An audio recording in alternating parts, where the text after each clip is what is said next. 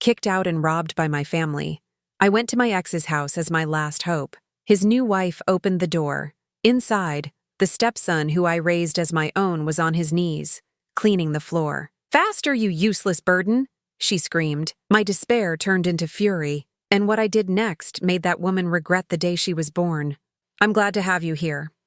Follow my story until the end, and comment the city you're watching from, so I can see how far my story has reached. My name is Helena Martinez, and at 65 years old, I learned that blood doesn't always mean family. I'm sitting here in a coffee shop, the only warm place I could find, trying to make sense of how my own son could look me in the eye and steal everything I had worked for my entire life. It started 3 months ago with a phone call that should have filled me with joy.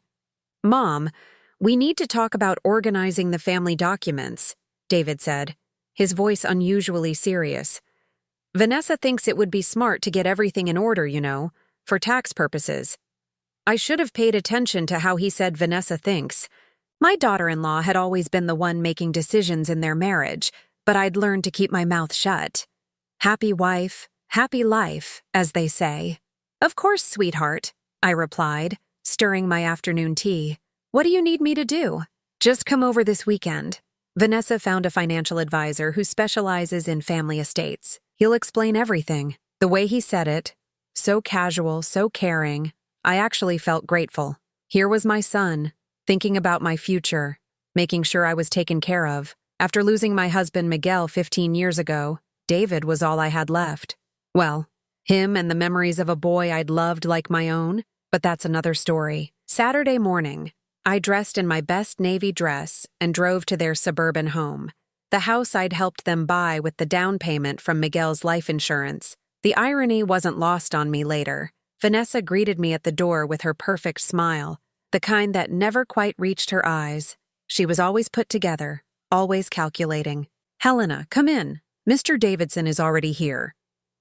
Mr. Davidson turned out to be a young man in an expensive suit who spoke in terms I didn't fully understand. Trust funds, asset transfers, tax optimization. The papers were spread across David's dining table like a financial maze. "Mrs. Martinez," he explained, "your son and daughter-in-law want to ensure your assets are protected. By transferring everything into a family trust, you'll avoid significant tax burdens." I looked at David, sitting across from me with that earnest expression I'd seen since he was a boy asking for permission to stay up late. "Is this really necessary?" "Mom, it's the smart thing to do," he said, reaching across to squeeze my hand. "Everything stays in the family. You'll still have access to everything you need." Vanessa nodded enthusiastically. "Think of it as insurance, Helena. God forbid anything happens to you, but this way there won't be any legal complications." The way she said "God forbid" made my skin crawl, but I pushed the feeling aside. These were my children, or at least, this was my son and the woman he loved. They wouldn't hurt me. I signed papers for 2 hours, page after page, with Mr. Davidson pointing to signature lines and explaining clauses I didn't understand. David kept reassuring me. Vanessa brought me coffee and smiled that perfect smile. "Just a few more, Mom," David said when I started feeling overwhelmed.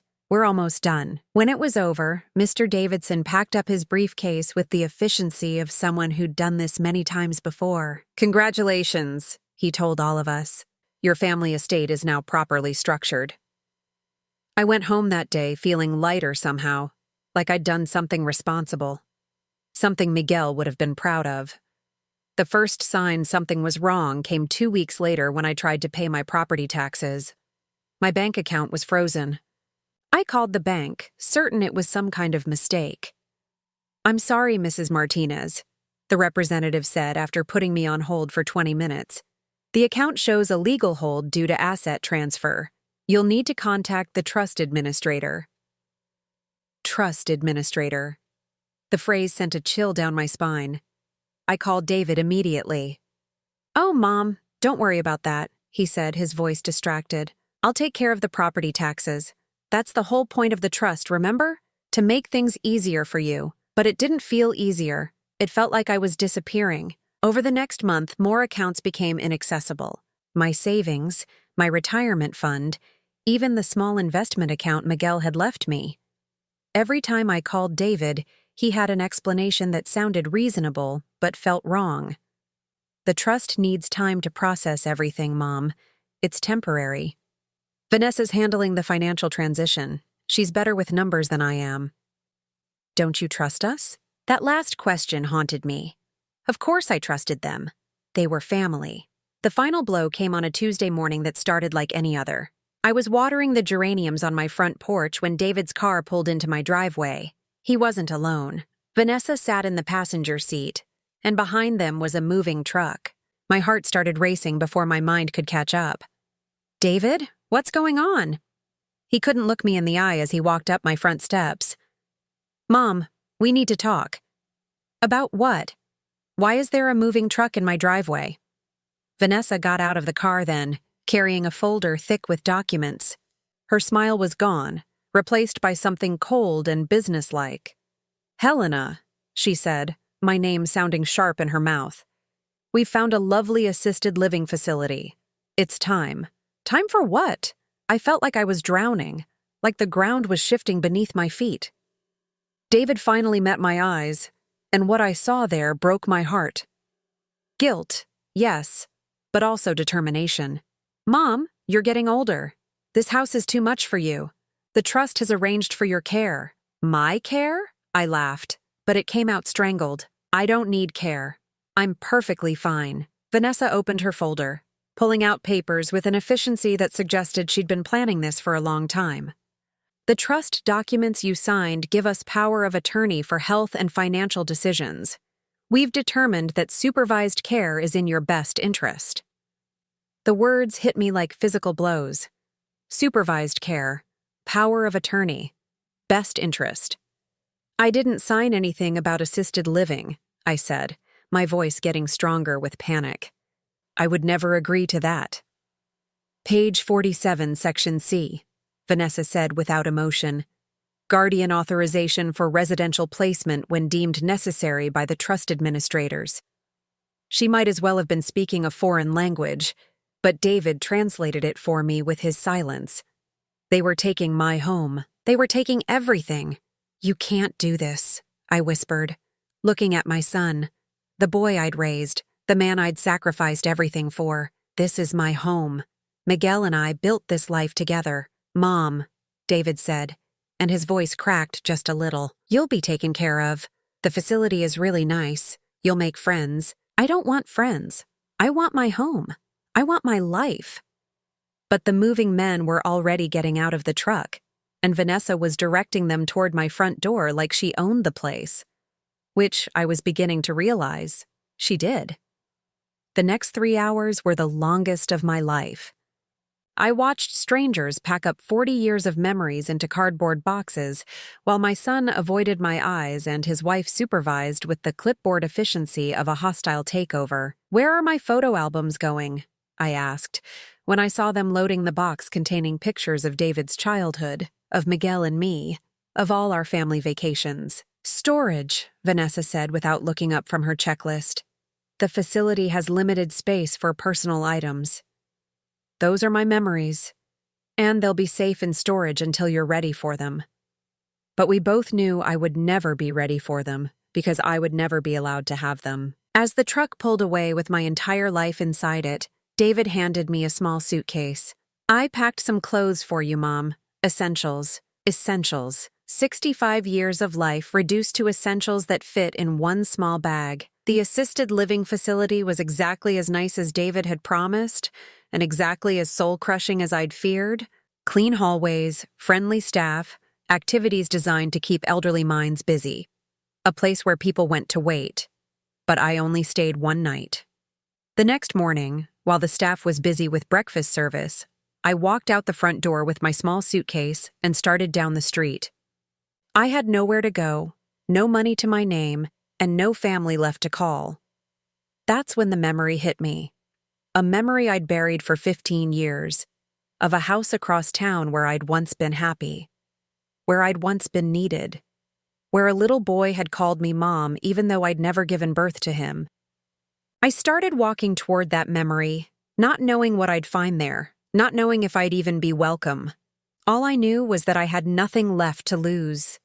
My feet carried me through neighborhoods I barely recognized, past coffee shops and grocery stores where I used to shop when I had money to spend. With each step, my heart beat a little faster, not from the exertion, but from the growing certainty that I was walking towards something important, something that might save me, or destroy what little hope I had left. The address came to me like muscle memory, even though I hadn't been there in 15 years. 1215 Maple Street. I could have found it in my sleep, could have drawn you a map of every crack in the sidewalk leading up to that blue house with white shutters. As I walked, my suitcase growing heavier with each block, I let myself remember what I'd spent years trying to forget. Miguel had been gone for 6 months when I met Ricardo at the grocery store.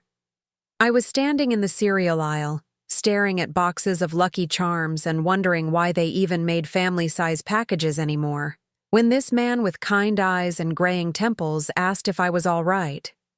"You look like someone who's lost," he said, and his voice was so gentle that I almost started crying right there between the Cheerios and the Frosted Flakes.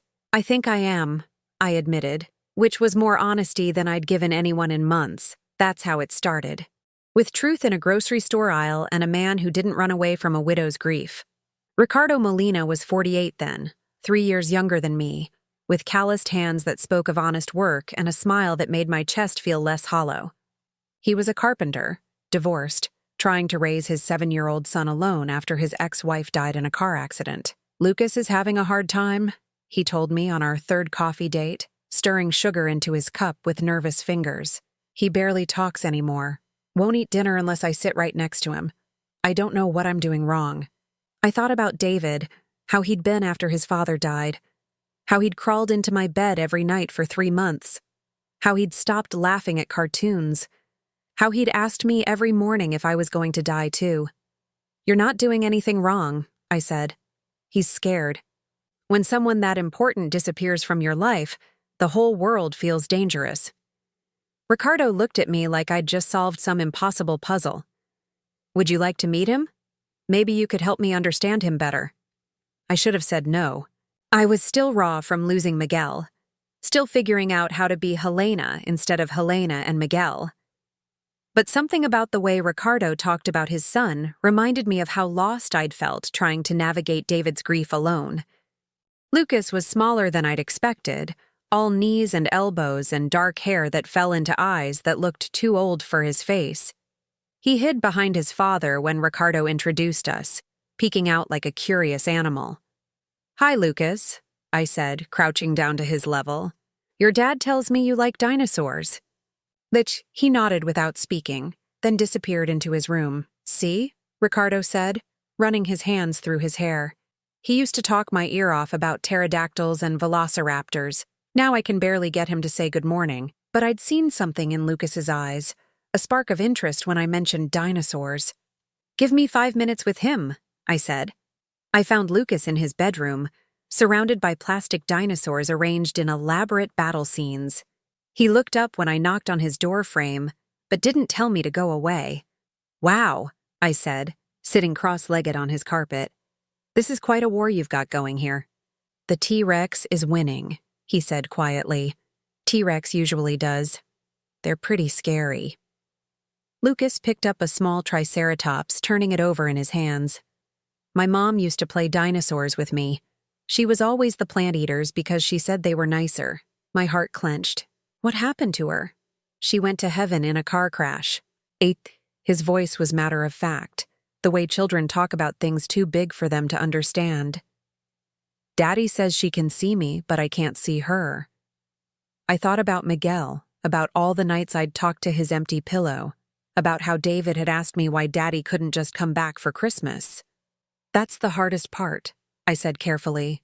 "Missing someone who can't miss you back." Lucas looked up at me with those 2 old eyes. "Do you miss someone?" "Yes, my husband. He died too, but not in a car crash. His heart just got too tired." We sat there for a moment. 2 people who understood loss in the way that only people who've lived it can understand it. "Want to help me set up a dinosaur rescue mission?" I asked. That's how it began. With dinosaurs and shared grief, and a little boy who desperately needed a mother figure, even if he couldn't say it out loud. Within 3 months, I was spending more time at Ricardo's house than at my own. Not because Ricardo asked me to, but because Lucas did, in the wordless way that children ask for things they need. He started talking again first. Little comments about school, about the kids in his class, about whether I thought velociraptors could really run 30 miles per hour. Then he started eating dinner without being coaxed, started sleeping through the night, started laughing at silly jokes. "You're magic," Ricardo told me one evening as we watched Lucas chase fireflies in the backyard. I'd forgotten he could be this happy. "I'm not magic," I said. "I'm just someone who remembers what it feels like to be 7 and scared." But maybe I was a little magic, because Lucas started calling me Mom. Not right away, and not officially. It started as an accident, a slip of the tongue when he was excited about a new book we were reading together. "Mom, look at this picture of a stegosaurus." Then he'd catch himself, look embarrassed, mumble, "I mean Helena." "It's okay," I told him after the third time it happened. "You can call me whatever feels right." "What if I called you Mom and Helena? Would that be okay?" I looked at this sweet boy who'd somehow healed parts of my heart I didn't know were broken, who made me remember what it felt like to be needed for something other than grief management. "That would be perfect," I said. "Ricardo and I never officially lived together, but I might as well have." I had my own key, my own drawer in his dresser, my own spot at their dinner table. I packed Lucas's lunches, helped with homework, read bedtime stories, attended parent-teacher conferences. For 5 years, I was the mother Lucas needed, and he was the child who made me feel whole again. David was grown by then, busy with college and his own life, but Lucas needed me in the immediate consuming way that only children can need someone. I taught him to tie his shoes, to ride a bike without training wheels, to make pancakes on Saturday mornings. I kissed scraped knees, helped with science projects, cheered at Little League games. I was there for his first day of middle school, his first heartbreak, his first A on a math test he'd studied weeks for. Ricardo and I talked about marriage occasionally, but we never seemed to need it. We had something that worked, something comfortable and easy and full of love. We were a family without the paperwork, until we weren't. The cracks started small. Arguments about money, about Lucas's discipline, about whose family we'd visit for holidays. Ricardo thought I was too soft with Lucas, too willing to let him quit activities when they got difficult. I thought Ricardo was too hard, too focused on making Lucas tough instead of helping him feel safe. "He needs to learn that life isn't always going to be easy," Ricardo said after I'd convinced him to let Lucas quit soccer when the coach turned out to be a screaming tyrant. "He's 12, I replied. "He has plenty of time to learn that life is hard.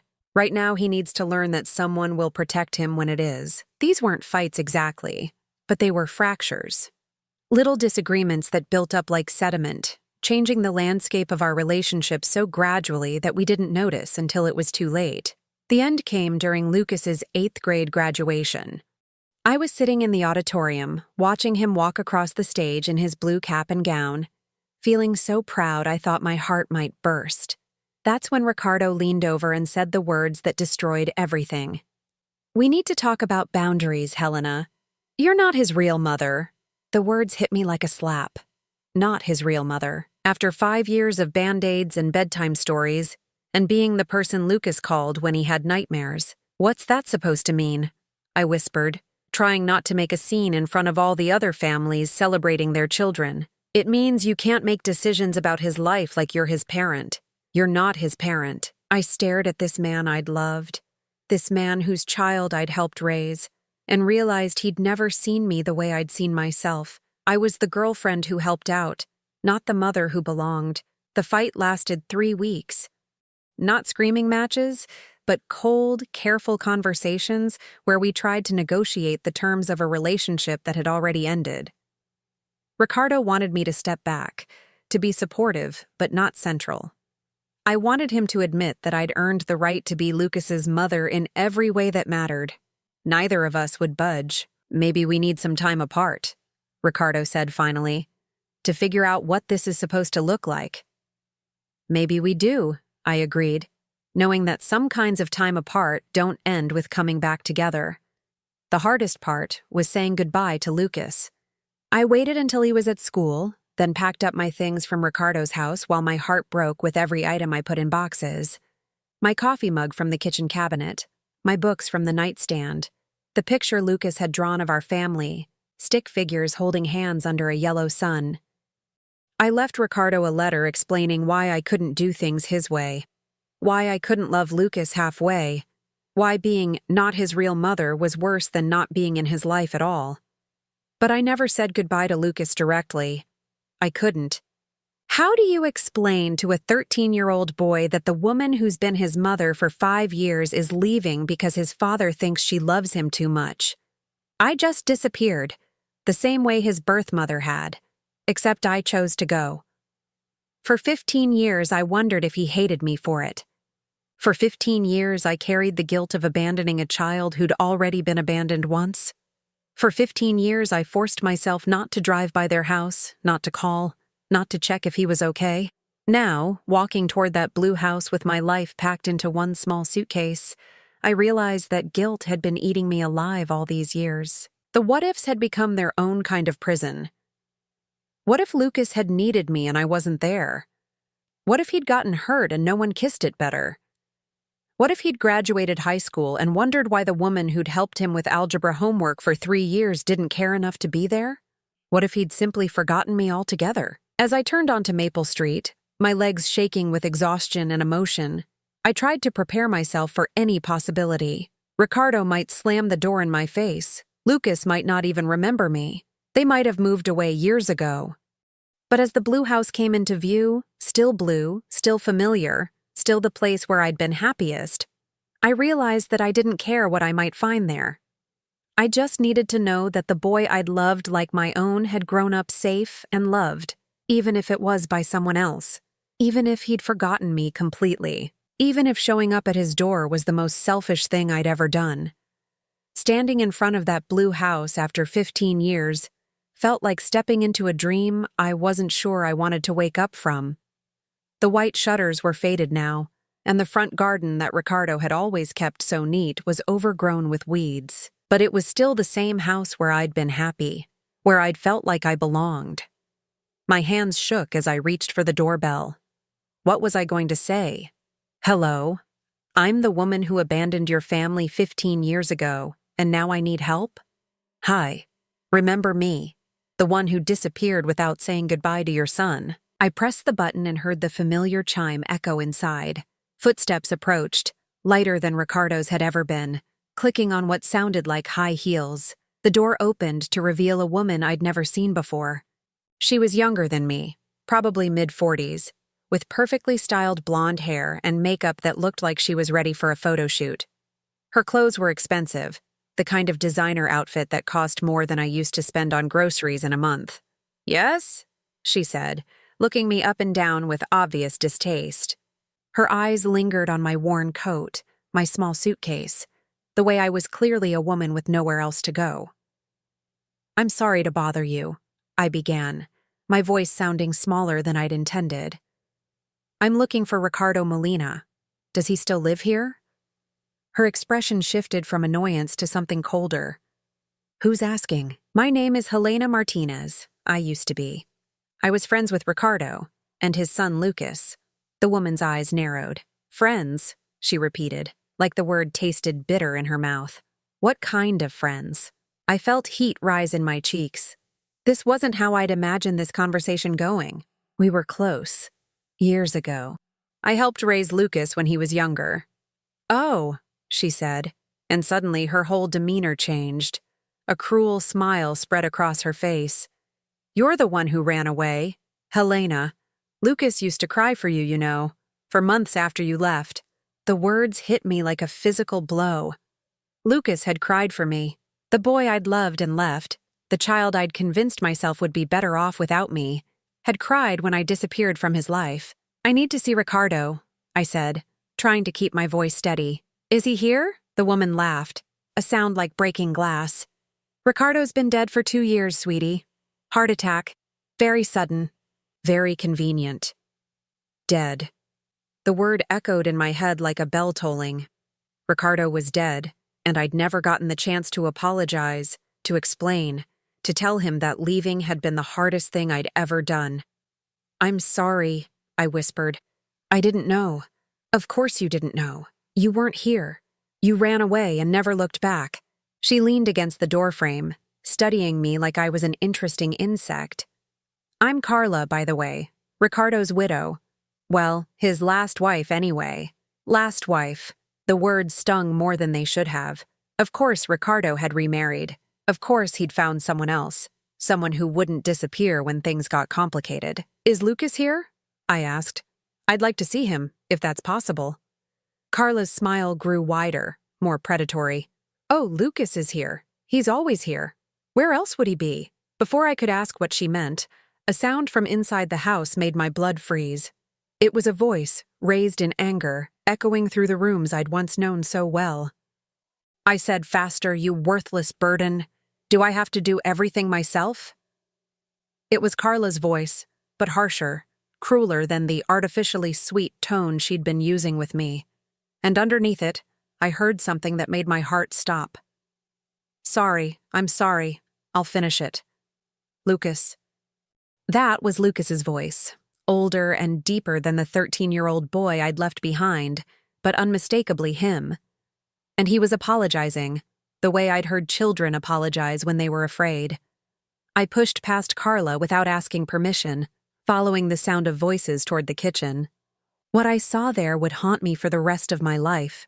Lucas was on his hands and knees on the kitchen floor, scrubbing tiles with a brush and bucket of soapy water. But this wasn't the Lucas I remembered.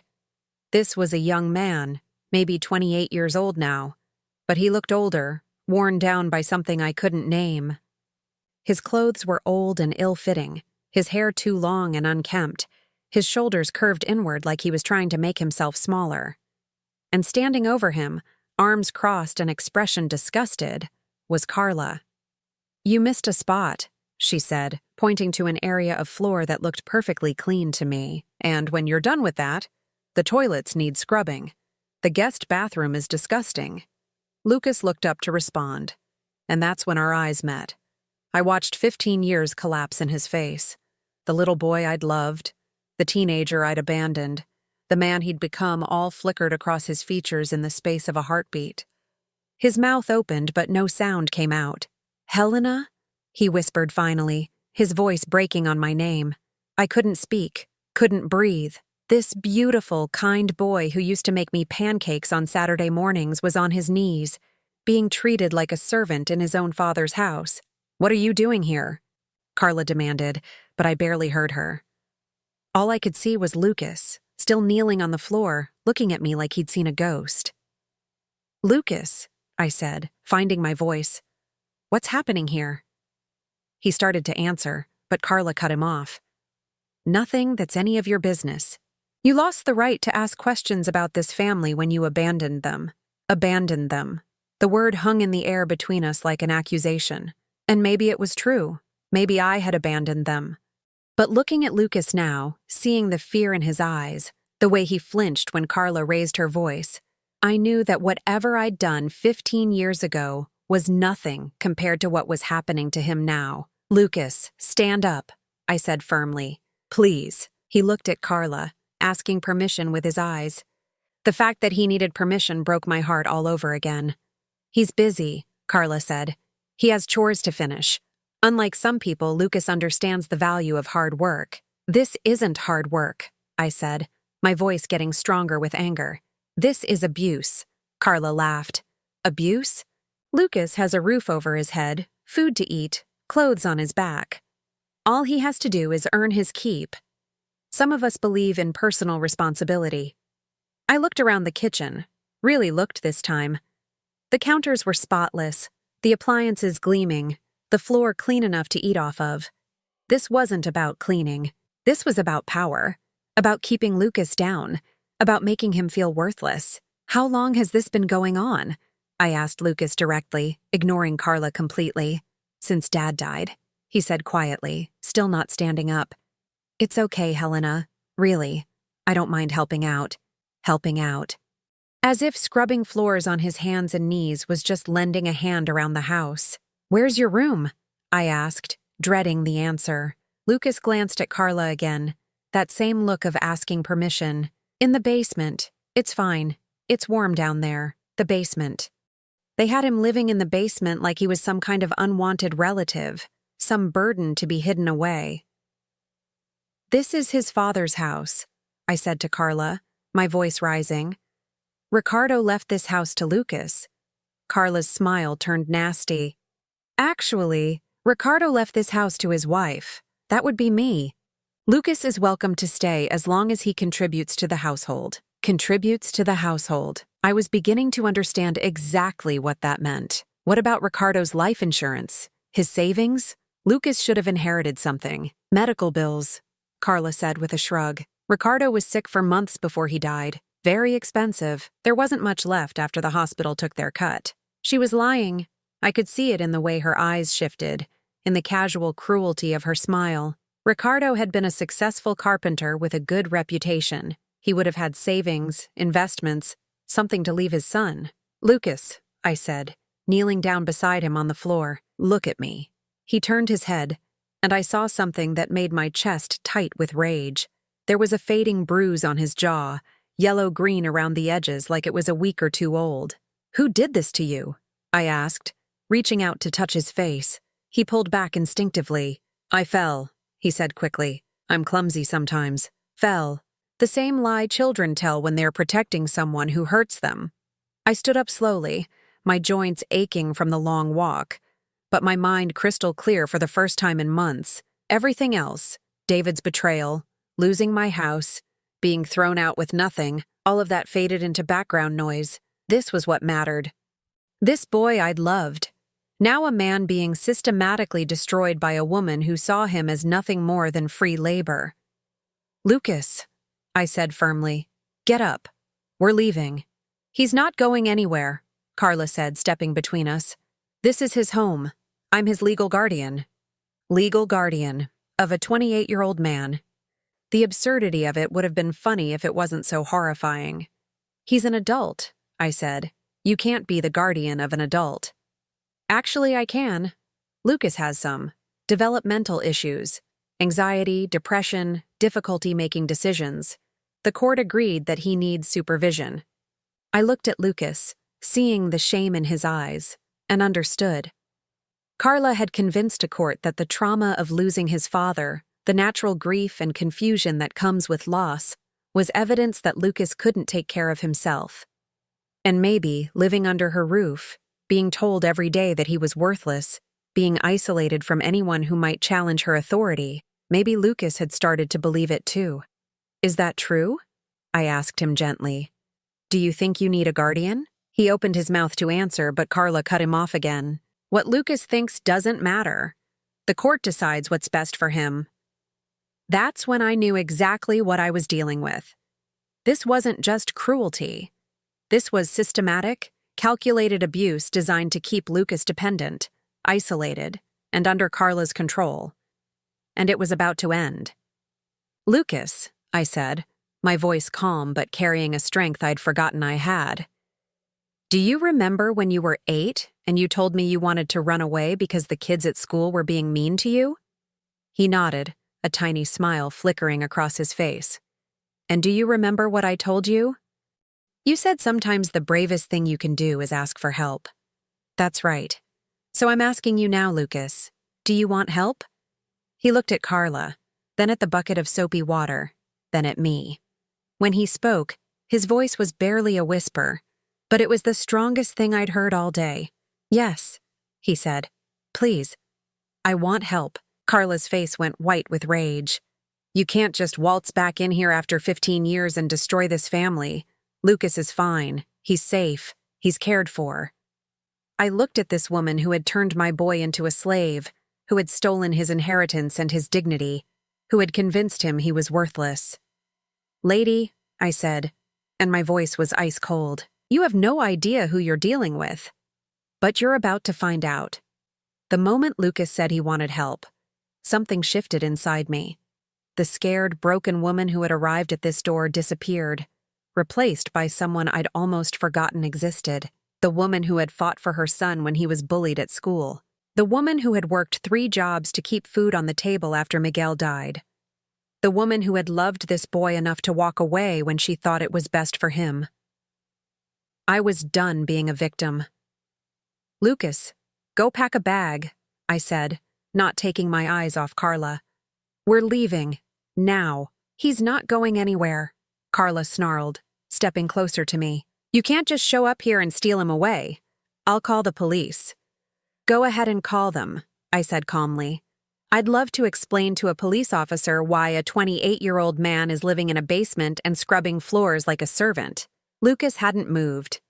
He was still kneeling on the floor, looking between us like he was watching a tennis match that would determine his fate. "Lucas," I said, gentler now, "you don't have to be afraid anymore. Stand up." "Don't you dare," Carla hissed. "Lucas, stay where you are. You know what happens when you don't listen to me."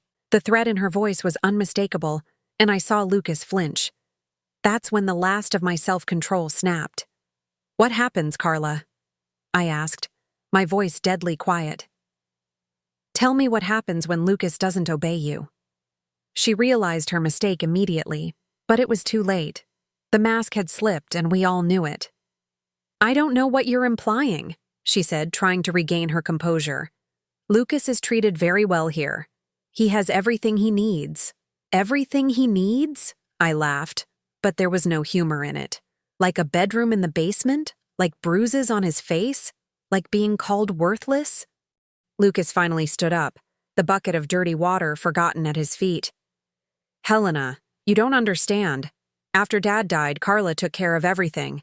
The hospital bills, the funeral, all of it. I owe her." "You owe her?" I turned to look at him, this sweet boy who had been broken down so thoroughly that he believed he deserved this treatment. "Lucas, you don't owe anyone for basic human decency. I'm not smart like Dad was," he said, and the defeat in his voice made my heart ache. "I can't handle money or legal stuff. Carla says I'd lose everything if I tried to manage it myself." "What legal stuff? What money?" Carla stepped forward quickly. "That's private family business." "He is my family," I said, the words coming out fiercer than I'd intended. "He's been my family since he was 7 years old." "You left him," Carla shot back. "You walked away and never looked back. Some family."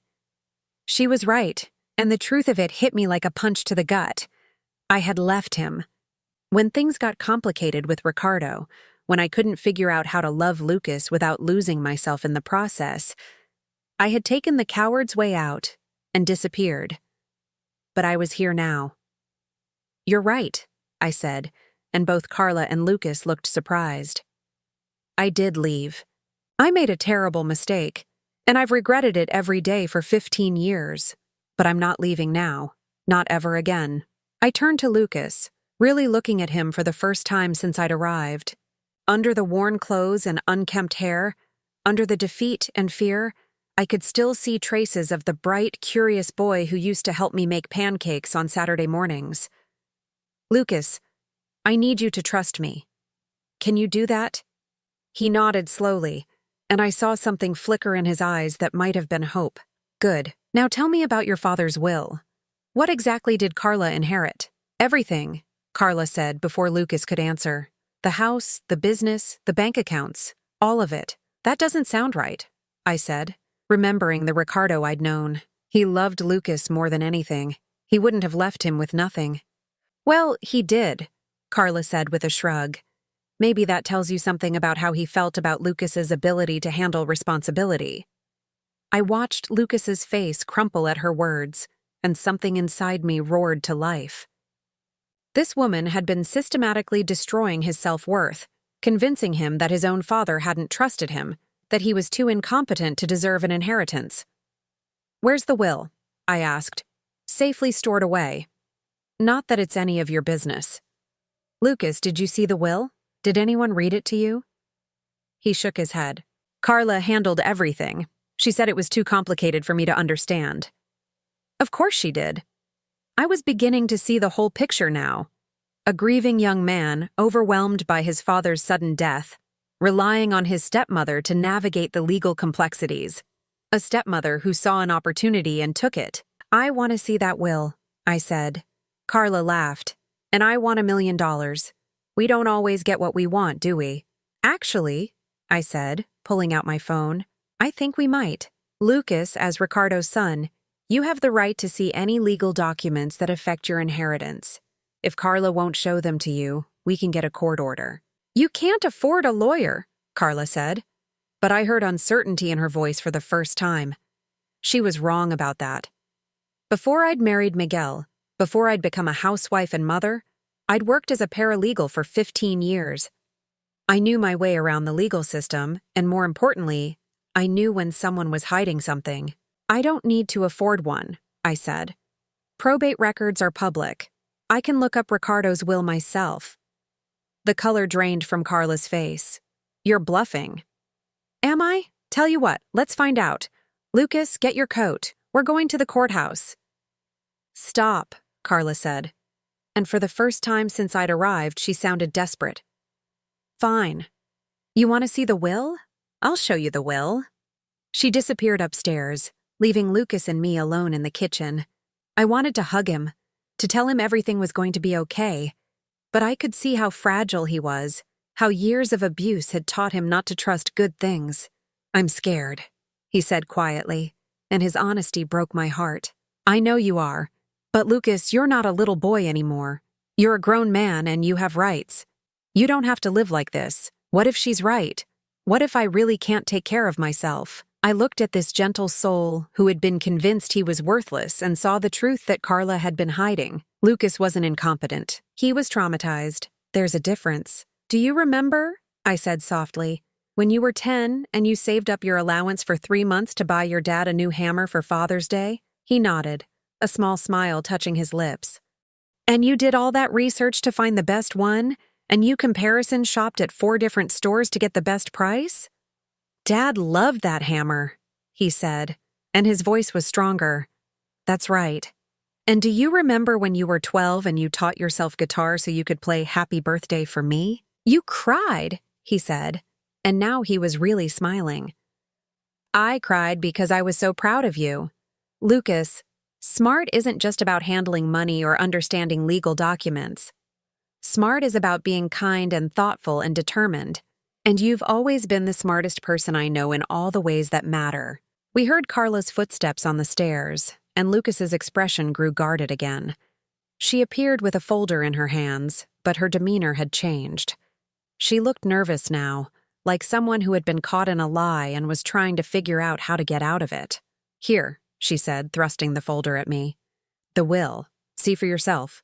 I opened the folder and immediately knew something was wrong. There were too many pages, too many different documents, too many things that looked like they'd been signed at different times. This is a lot of paperwork for a simple will, I said, scanning the first page. Ricardo's affairs were complicated, Carla said quickly. There were business assets, insurance policies, investment accounts. I kept reading, using the skills I'd learned during my paralegal years to parse the legal language. What I found made my blood boil. The will was real. Ricardo had indeed left everything to Carla, but buried in the middle of the stack of papers was something else. An earlier will, dated 6 months before Ricardo's death. A will that left everything to Lucas, with Carla receiving only a small monthly stipend.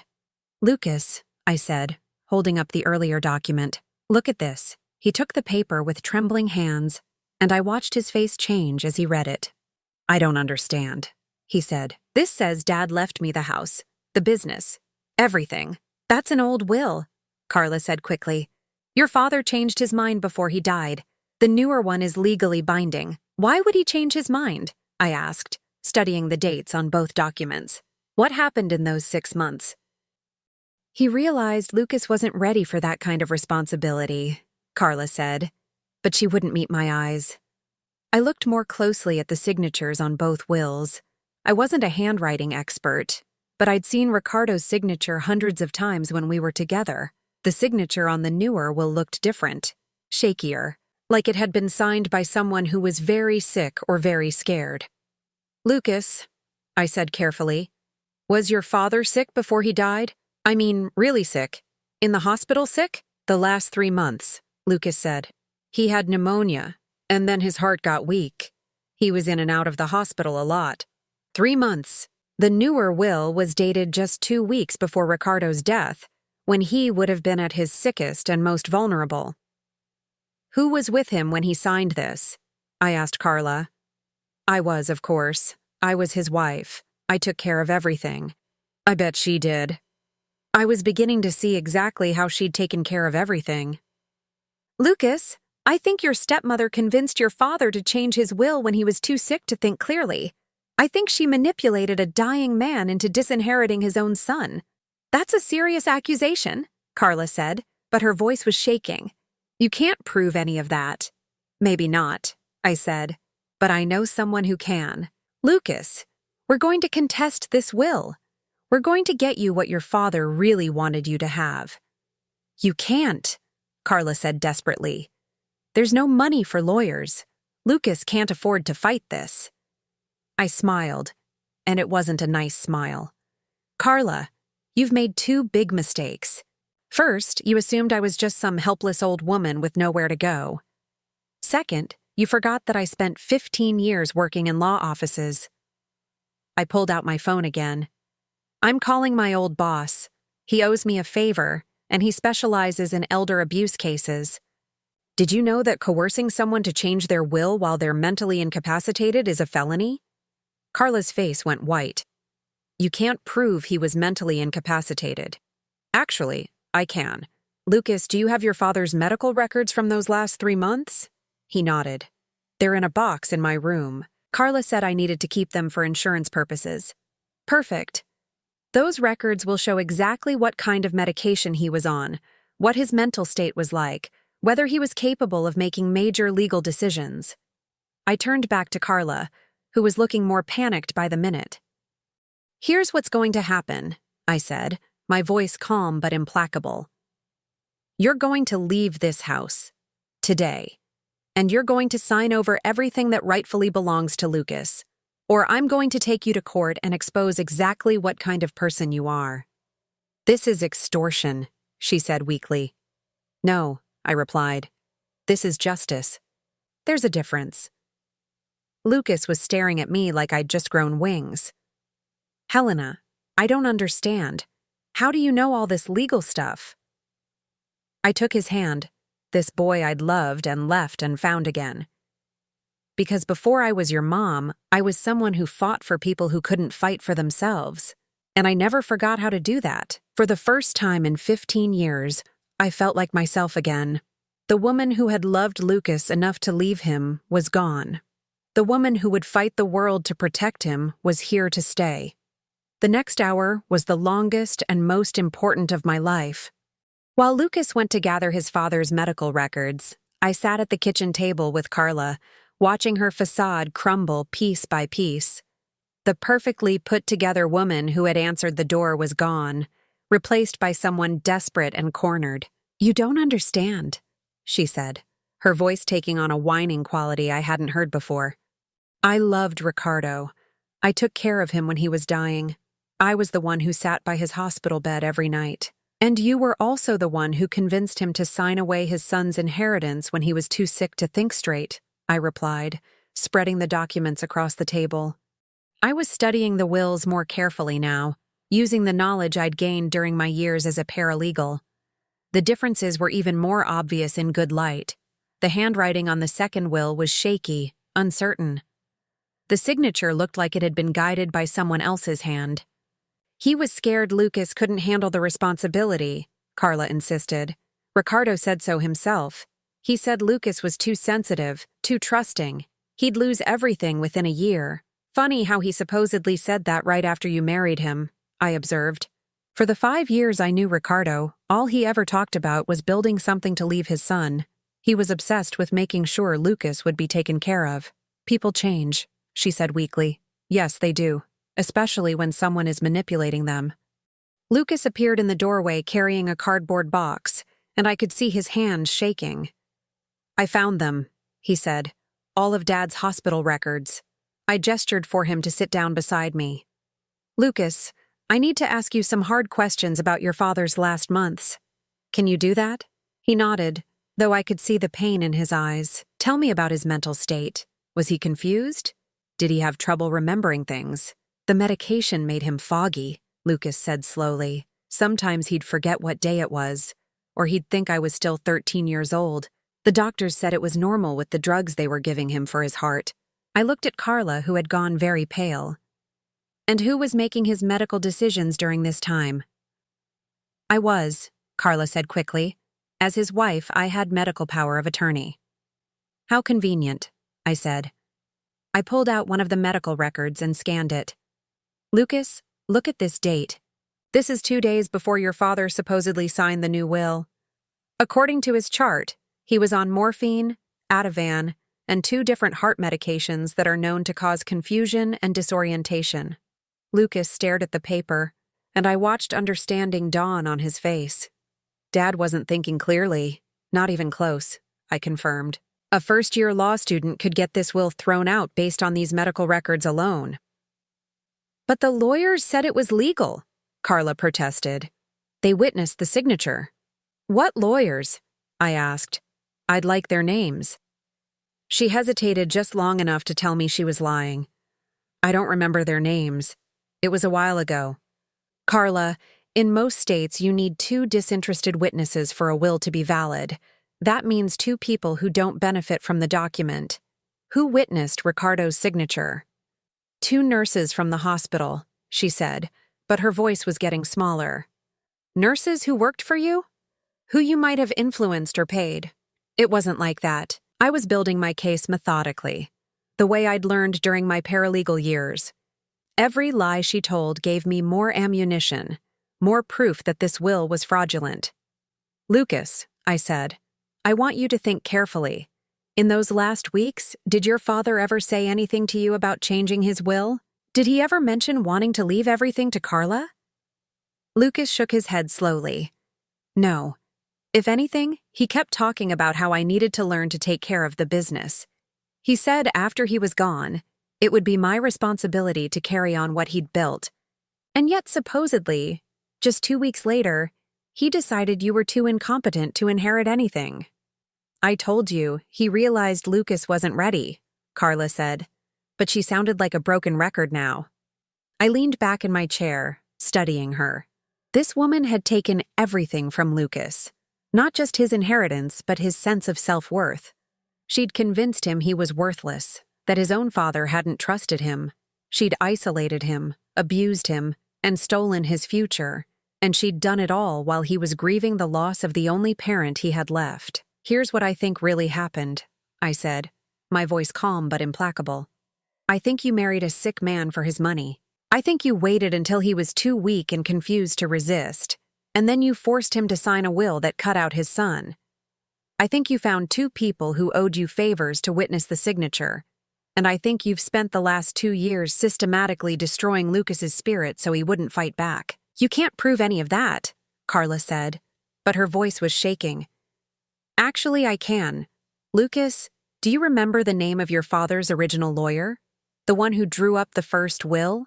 Mr. Patterson, Lucas said immediately. Dad used him for years. He drew up the papers when Dad bought the business. I smiled. Perfect. Mr. Patterson will have copies of all communications with your father. He'll be able to testify about Ricardo's mental state and his intentions regarding his estate. I pulled out my phone. And since it's only 3 o'clock, his office should still be open. Wait, Carla said desperately. Wait, please. You don't understand. I'm not a bad person. I needed security. I'd never had anything before I married Ricardo. So you stole it from his son. I didn't steal anything. I took care of Ricardo when he was dying. I sat by his bed. I fed him. I cleaned him when he couldn't do it himself. Doesn't that count for something? I looked at this woman who was finally showing her true colors, and I felt something I hadn't expected. Not just anger, but pity. Carla, I said gently, if you'd taken care of Ricardo and been kind to his son, you would have had a place in this family forever. Lucas would have shared everything with you. He's that kind of person. Lucas nodded. I would have, he said quietly. If you'd just been nice to me, I would have taken care of you the way Dad would have wanted. Carla's face crumpled. and for a moment I saw the scared, insecure woman underneath all the manipulation and cruelty. But instead, I continued, you chose to be greedy.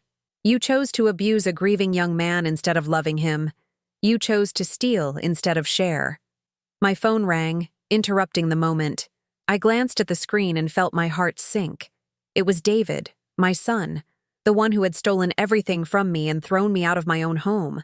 Excuse me, I said to Lucas and Carla. I need to take this. I walked into the living room and answered the call. Mom, where are you? David's voice was sharp with panic.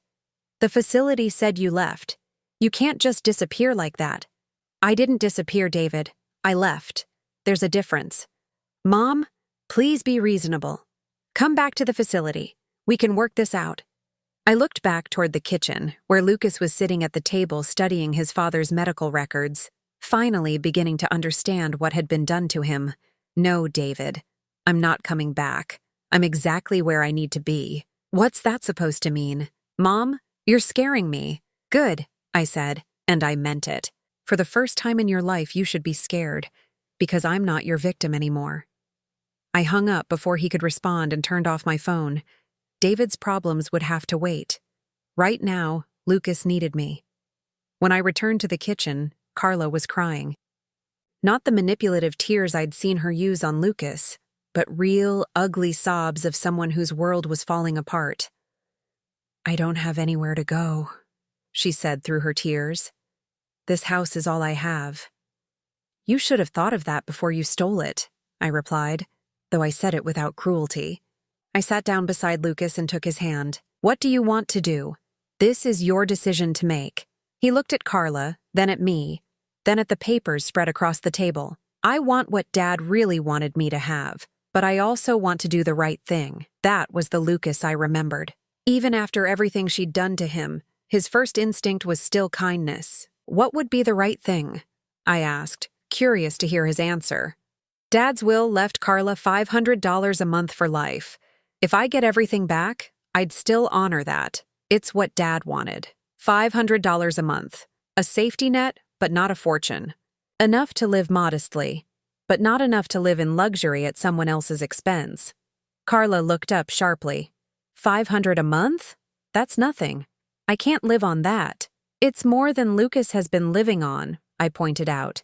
How much allowance have you been giving him? She didn't answer, which was answer enough. Here's my offer, I said to Carla.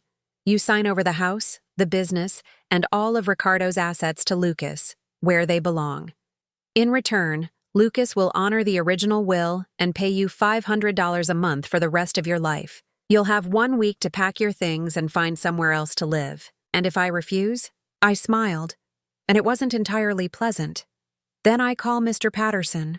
We contest the will in court, and I make sure everyone in this town knows exactly what kind of person you are. You'll get nothing, and you'll face criminal charges for elder abuse and fraud. Carla sat in silence for a long moment, weighing her options. Finally, she looked up at Lucas. You'd really pay me $500 a month, even after everything I've done? Lucas nodded.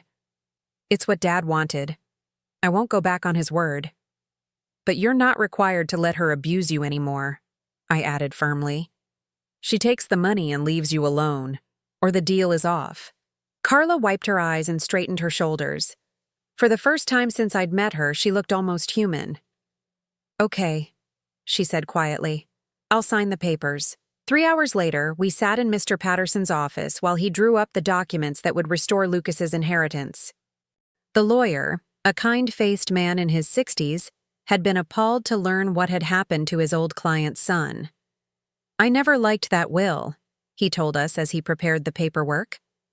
When Carla brought it to me to probate, something felt wrong about it, but I didn't have grounds to contest it at the time. Well, now you do, I said, watching as Carla signed document after document, legally transferring everything back to its rightful owner.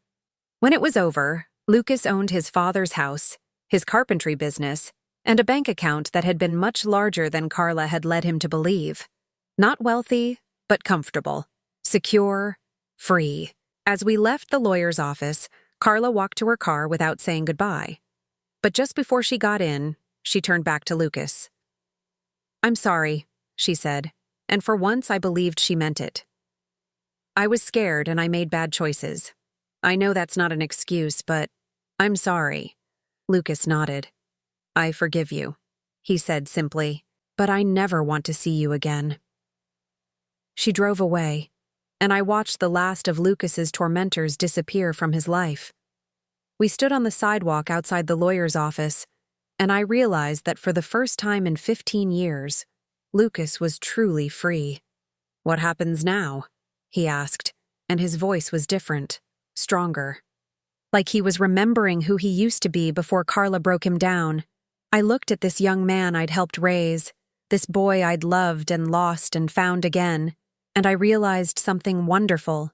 I was home. 6 months later, I woke up in the blue house on Maple Street for the 100th morning in a row, and it still felt like a miracle. The sun was streaming through the kitchen windows as I made coffee, listening to the sounds of Lucas getting ready for work upstairs. He'd taken over his father's carpentry business and was slowly building it back up after years of Carla's neglect.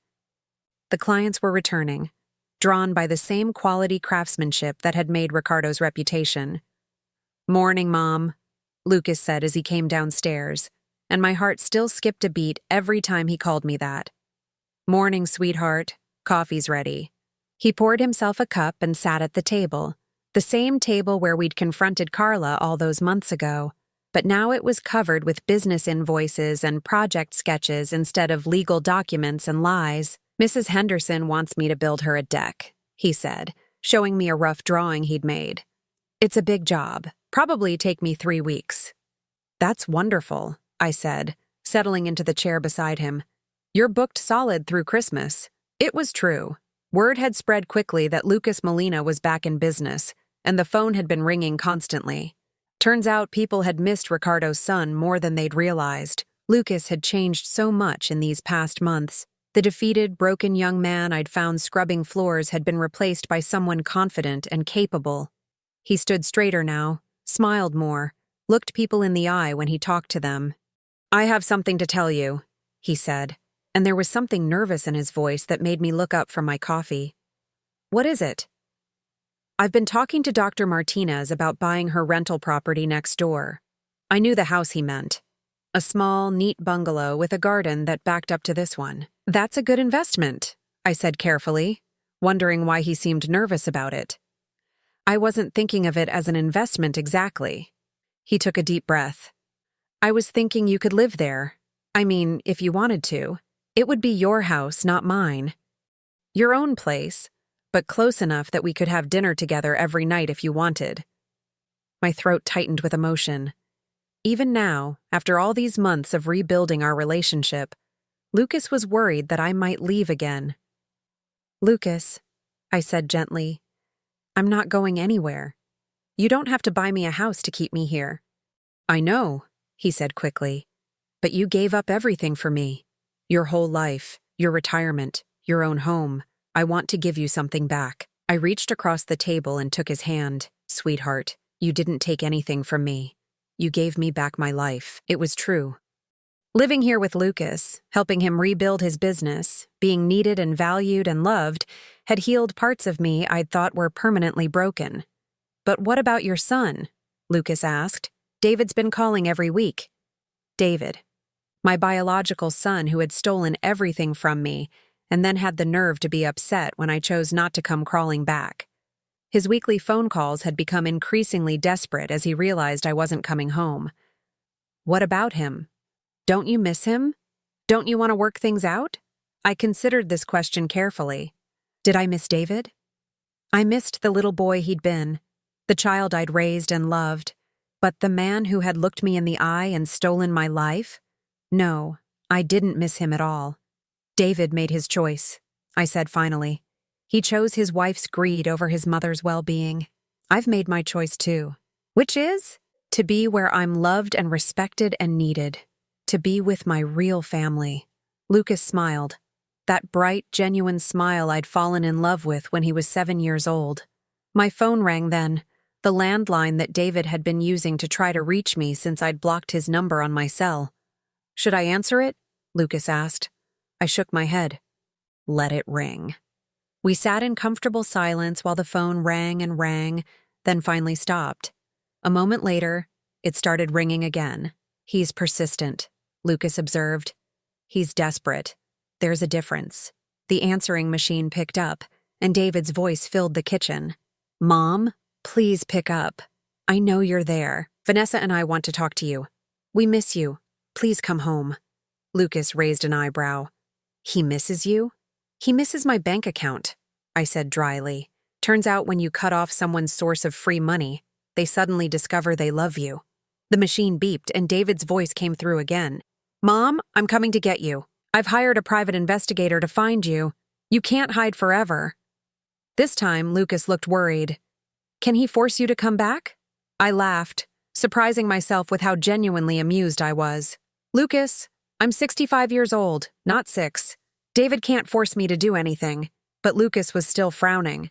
"What if he makes trouble? What if he tries to cause problems for us?" I thought about this for a moment. David was angry and desperate, which could make him dangerous in his own weak way. But I wasn't afraid of him anymore. "Then we'll deal with it," I said simply.